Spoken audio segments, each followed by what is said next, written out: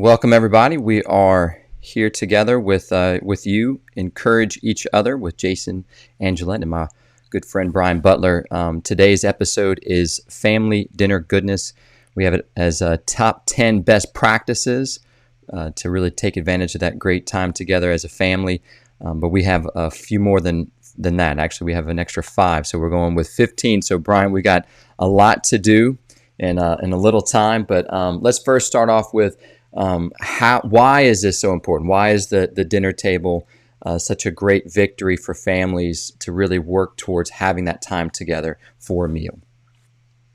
Well, for ages, right? The family has come together around the dinner table because it was where they survived together at the very beginning, right? They'd go out and they'd hunt and gather and come back and they would eat together. And it was a very, very important time of celebrating the good of working together as a family and being able to grow. And there's a lot of stats out there, a lot of studies that just show how powerful it is to have the family come together and set aside time to eat together as a family. And so I know you've got a few things to share on that, right? Yeah, I mean, we all kind of know it, right? Like I remember hearing somebody say something like they did a scientific research study to prove that chicken soup is actually good when you have a cold. Like, grandma's been telling us that for years, but now we have a scientific research to prove that, and so now we believe it. But we couldn't just take grandma's word for it. We had to do some research. So they've done research on why or how and the importance of families eating together.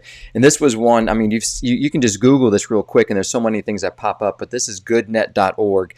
And it says 9 scientifically proven reasons to eat dinner as a family. They have everything from family dinners mean better family relationships, family meals lead to healthier food choices, eating as a family leads to better grades, family dinners are a chance to explore new foods, family dinners lead to greater happiness, homemade meals promote portion control, family dinners equal healthy kids. Number 8, family dinners.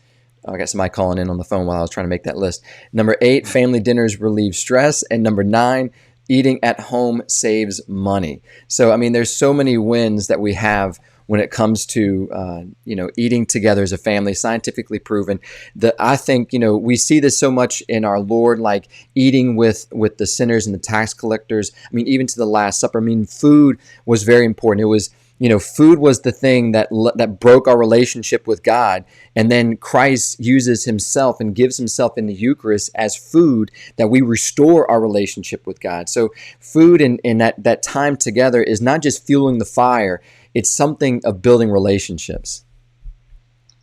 Yeah, absolutely. The whole church family comes together over the sacrifice of Christ in and through the sacred meal of the Last Supper that's re-presented to us at every Mass. And so the domestic church can continue to anchor itself and stay in communion in a similar way, right, in a non-sacramental meal at home. And so we thought it'd be good to just go ahead and give a lot of practicals as to how to make that a good thing, because I know from experience, family dinner is not always easy. Sometimes it's hard to get there sometimes, yes. But then there's a lot of things that can kind of go off the tracks with this kid stealing the show, or this person that wants to bail, or this person that's really negative, or so how to make it a more constructive time that people more are ready to engage in and enjoy together starts to have it be something that's easier to do if it's more enjoyable. I just want to echo that point before we move to the top 15 list, because it is very difficult. I'm sure everyone watching,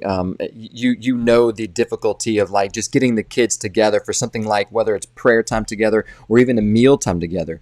And so it's something that we engage. It's a battle that we have to engage in, things to prepare for, because there's going to be sometimes there's going to be well, I've got homework to do, or I'm not really hungry right now. I ate later, and so I'm not really hungry at this point. Can I just eat later? And so you kind of got to figure out okay, what are the things that are kind of creeping into this time, and we talked about this from the episode 1, those boundaries to make this a special space that things don't come in and attack it and try to rip into that time and make that time harder than what it already is. And I think the reason, part of it, the challenge in doing it is that because we know deep down it's really rewarding. So, I know, like I said earlier, we could go off on so many other scientific points of saying why this is important. I think deep down we already know this is important, but we're here also some things, Brian, that you put together, things we can kind of talk about of why or how we can really take advantage of this time together. Because maybe back in the day it was one of those things where, like, kids, you don't talk at the dinner table. We just sit down, we eat our food, and then we move on to the next thing. And I think you can kind of lose an opportunity in that kind of like drill sergeant. You don't say anything. It's a bonding, it's a communion, it's a conversation, it's an enjoyment together, and finding peace and all of that. So Brian, what are the top 15? Well, this is not, I want to say, outside of number one, I don't think this is in any particular order necessarily. But the number one is so important, and it's pretty, like, I think people could probably guess what number one is, I hope, if they're watching the show. And that is to go ahead and pray together before the meal. It's like to go ahead and thank God for this good food. And I always take it as an opportunity to just take another moment to kind of thank God for, blessings of the day and our family. My kids certainly don't want me to do a 10-minute grace, but go ahead and have it be something that's meaningful and not just ripping through we do use as part of it, like the standard sort of, bless us, O Lord, and these are the gifts. And it's good that everybody has a way that their words to be able to share with it. And every now and then I'll ask one of the other kids to lead, but I think it's good for parents to go ahead and model prayer as a sincere gratitude to God for all he's given. Before anybody takes the first bite would be great. Of course, that's always difficult, but that's a good way to begin. And the number two, so kind of along with that line of thanksgiving and blessings, you have what? To go ahead and out loud affirm and thank the chef, right? In our family, a lot of times that's my wife, Lisa. Sometimes I'll cook dinner. Other times somebody else is helping. And so to be able to just sincerely thank Lisa for the gift that she's made for our family. A lot of times, a lot of parents who put out a lot of work and effort and energy, nobody sees that sometimes. Everybody's doing off other things. And then they come and, the food just appeared on the table. And it's like, no, I took an hour to do that. Right. And so to really be able to be sincerely grateful and to show that out loud, and for spouses to do that, to kind of affirm the other spouse and thank them for the service to their family is a good thing to teach our kids too. Yeah, to be able to say, like, if, Elise is making dinner and she spent all this time in the kitchen, to be able to sit down and be like, hey guys, look, y'all need to thank mom because mom worked really hard on this meal, and to kind of go into detail without her having to, right? To help them understand, like, this wasn't, like you said, just like poop in it and it was on the table. Like, it took planning, shopping, effort, preparing, and all this stuff like that. So you better like it. All right. So what's number three?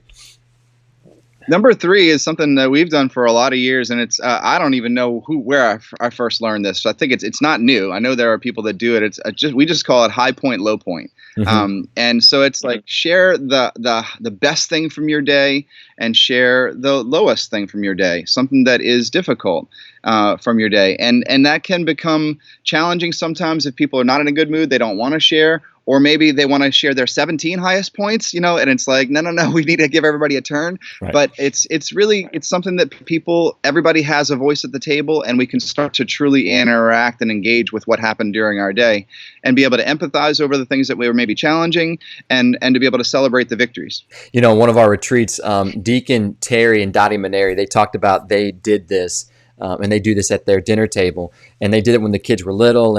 And I remember, if I'm trying to remember the story right, but basically, I believe it was when one of their kids was married, and they wanted to announce to everybody that they were pregnant, or maybe it was that they were going to announce that they were engaged or something like that. I think it was pregnancy.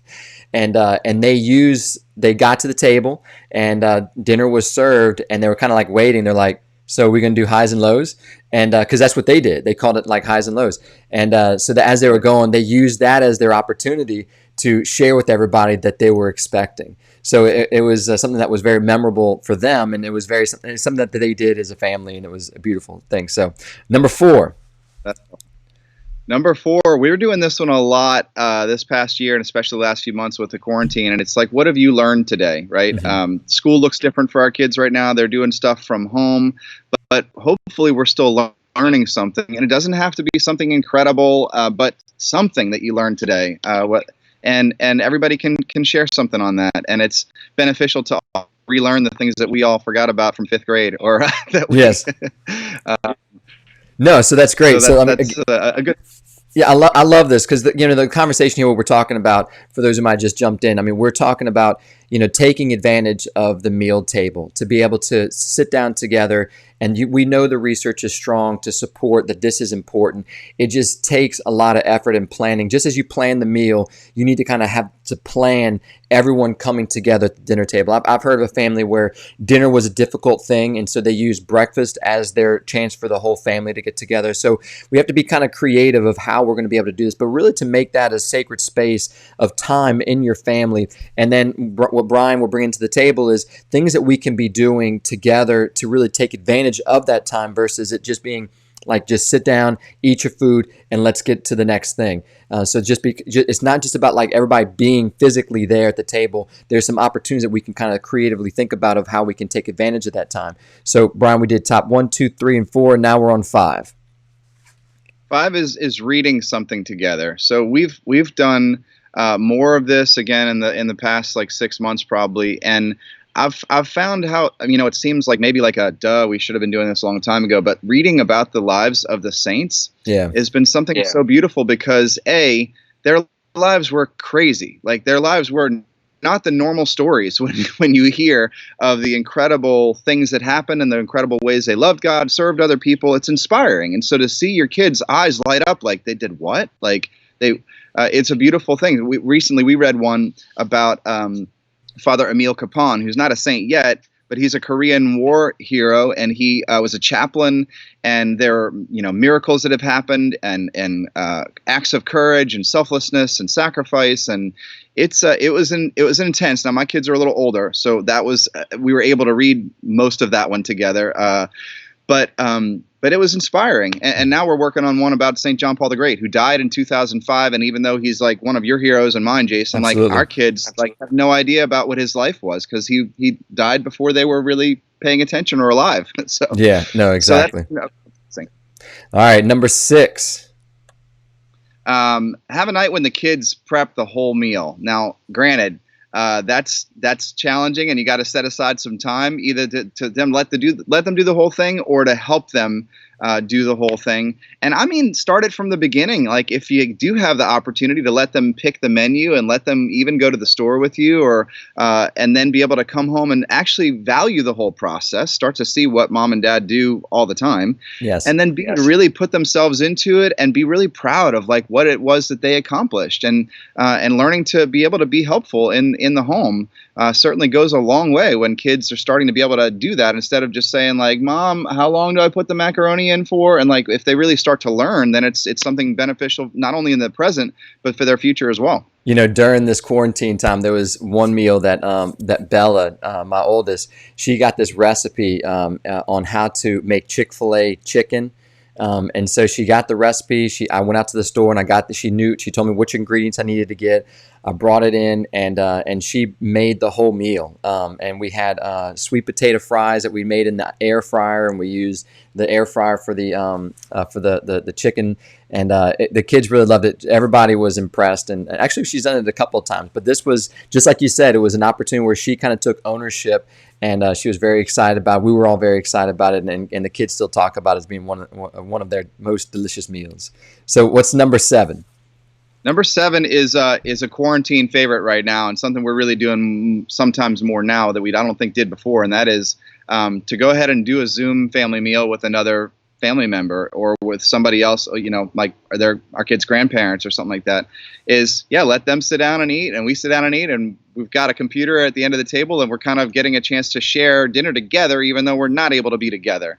And I think sometimes it's just a simple idea like that. It's like, oh, why didn't we think about that before? Like it's possible to go ahead and share, that sort of communion, to be creative with our relationships and not let them, get too far away from us. No, that's a great point. I mean, we really need to invest in our relationships. And I feel like that's something that's been a big win. To be able to take advantage, utilize some of this technology. I think we talked about this before, where a lot of times we kind of like maybe look down upon technology and see it as a way of breaking families apart. And in a great way, you can see that. But using it properly, like this, like like we did something where we had all the family together praying the rosary. So Elise's brother, Father Bo, was there, and then Elise's other brother Jean and his wife Janice, and all their kids were on one of the screens, and then Elise's mom and Elise's dad, and so all of us, and we were, each family kind of led one of the mysteries or whatever. So it was beautiful to see that. I was like, well, why did we be doing this before? I mean, there's times where we just can't get together. Somebody's not feeling well, or Elise is not, we can't do that today, kind of a thing. But why not? Why not do that more often than what we're doing it right now? So I think that's a great call, and I could talk forever on this one, but let's move on to number 8. Number 8 is make dinner into a picnic, right? Is to go ahead and get outside and kind of shift up the scene and do something a bit different. That's just enjoyable to sometimes be able to do that and do something creative with it. I've actually gotten up, now that I haven't done this as a meal yet, but like I've actually like done a snack like up on the roof, like with my daughter or something like that, like to just go ahead and go to we have a part of our roof that's nice and safe, and but those Thanks for clarifying. Like getting outside, doing something together that's different and that they can kind of look forward to, and is a fun thing to do. And number 9 is to go ahead and set a family goal of finishing dinner quickly and cleaning up together by a certain time. I know a lot of times dinner can end up like now we didn't all clean our plates, we didn't all put stuff back where it went, and now it's 8:30, 9 o'clock, and kids are going to bed, and the kitchen's a mess. Being able to kind of set a goal together of trying to go ahead and get everything done just brings a lot more order to the rest of the night. Amen. Number 10. Number 10 is a night in or a night out, kind of blending things together and letting the kids help to be able to have it be like a restaurant experience. They go outside and maybe pick some flowers, to be able to go ahead and put on some class, some instrumental music, to be able to kind of give an atmosphere, light a candle, things like that can kind of make things fun and keep things interesting and keep them involved in being able to make dinner a special time. Number 11 is a favorite of mine, and that is talking about keeping things jail. Interesting. Yeah, this is cell phone jail. We actually have one where we put the cell phones in it, and we're really not supposed to answer the phone or answer text messages during dinner, and that can be challenging. You hear ding, ding, ding, and people want to reach for it, or people that want to grab something. But to really be able to keep everybody together, we have to set up, again, a little parameter. And so actually a physical thing like this can be a good spot to go ahead and stick things until after dinner's over and say, no, that we're going to prioritize this time together right here. We can call them back later, right? Unless it's an emergency or something. Like that. I love the idea of taking it and putting the cell phones away, and also too that notification, just kind of put a do not disturb. Because even the little dings can kind of like pull your attention, your focus away. It's almost like Pavlov's dog. When the bell rings, you start, the dog starts salivating, and then you have with us, when we hear a ding, we're like, wait, was that the text message that I've been waiting to hear back from? Was that a notification I need to be concerned about? And like, look, this is, again, like you're saying, prioritize and protecting, putting these boundaries in place so that we don't become a slave. We're not the ones. Either the phone's going to be in the jail, or we're going to be in jail enslaved to the phone. Number 12. Number 12 is to go ahead and let there be something fun to look forward to toward the end of the meal. And so letting maybe one of the kids that has a fun YouTube video that they saw, or something that you saw that you thought would be edifying, to just go ahead and have it be something short at the end of dinner to kind of, hey, at the end of dinner tonight, I want to show you all a cool video, something that I saw that I think you'll appreciate, and just something fun to celebrate at the end of dinner together. Number 13 is one we haven't done lately, but it can be a lot of fun, and it's to tell a family a story together. Not easy, challenging, creative exercise, but really can be a lot of fun, a lot of laughs, learning to work together.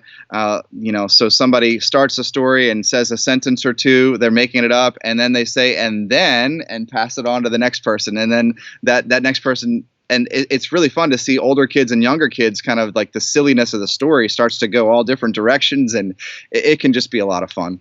Awesome. And then now what are we on? 13, 14 now? 14, which is just, this might be obvious, but I find sometimes we don't always communicate all the things to our kids that we should communicate to them. And they sometimes get surprised by things, and they wish they knew earlier. So kind of having a little business moment of, hey, some things that are coming up for us, tomorrow that I want everybody to be aware of, or this weekend, and telling everybody the same time, the same thing, so that they all heard it and they're all included, rather than, I didn't know we were going to Billy's soccer tournament tomorrow. Why didn't you tell me that? And there can just be a little bit more cohesiveness with everybody on the same page as far as the logistics of family life, which is sometimes challenging. Something that when you're talking about all this is really powerful, because I think it helps to build communication skills for the family, for the kids. Being able to give each other a chance to speak, being able to be attentive to what you're hearing, like all these little games.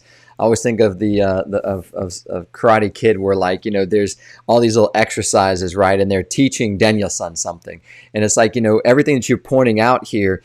There's so many little things that is teaching something to the kids about the importance of paying attention, listening. All of this is really powerful and beautiful. So I know we got one more left. What's number 15? Number 15 is simple and it's challenging, right? It's like start dinner on time. Like actually say this is what time dinner is going to be, and then really try to hit it so that everybody shows up for a reason at the same time, and everything else is able to better go where it's supposed to go for the rest of the night. We all know as families, like there's plenty of times we don't have dinner at the right time, or we get off track for whatever reason, but to try to work on that as a family is something that's really great. And I wanted to mention something else, that because you just you talked about teaching our kids things, and go back from last week with like apologizing to our kids. That could be we could do 20, 30, 40 of these, but like number 16 would be like apologize to somebody at the dinner table with everybody else listening, so that everybody can hear like that apology of being able to like say, hey, I'm really sorry for the way that I yelled at everybody last night. I don't want to do that. And actually letting everybody hear that at the dinner table can be a really sacred, beautiful thing. It's powerful. And if anybody, again, what Brian was talking about, we had this discussion on forgiveness, and there's a little activity that we use on our family retreat that was really powerful. If you want to get a copy of that, I can just email that to you.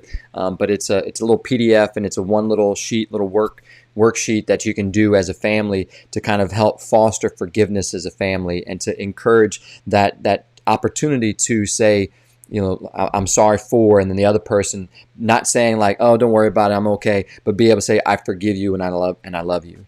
So, man, Brian, this has been great. I really appreciate your time and all the work that you did in coming up with this top 15. You're right. There's so much more we can say. Maybe we will, but for the future. But definitely, I mean, it's amazing what's available in this time, and how much it can really build and foster unity in the family, the strength, communication. So much is won or lost at the family dinner table. And I think that when we are not doing the family dinner table, that we do lose a whole lot in building that relationship with our kids, and being able to stay in connection, and building that cohesiveness as a family. And the dinner table is a very important aspect of that parenting that we need to be able to be doing as a family. Amen. All right, Brian, thanks again so much. We look forward to next week. So, guys, thanks so much for watching. Please like and share and all that kind of good stuff. We really appreciate you being a part of this. And until then, God bless.